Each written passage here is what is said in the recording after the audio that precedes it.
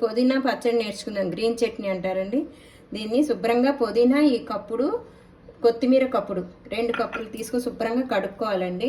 కడుక్కున్నది ఇది. ఈ 3 పచ్చిమిర్చి, 2 స్పూన్లు వేయించి పెట్టుకున్న పల్లీలు, ఒక నిమ్మకాయ చెక్క, తగినంత సాల్ట్, ఇవన్నీ కలిపి మిక్సీ చేసేయాలండి.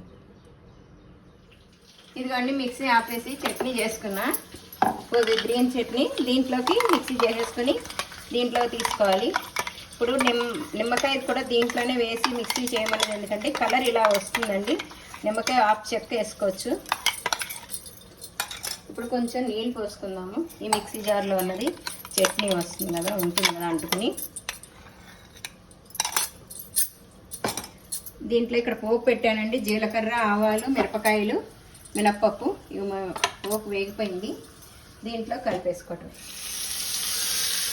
ఈ దోశలోకి, స్టీమ్ దోశలోకి గ్రీన్ చట్నీ బాగుంటుందండి.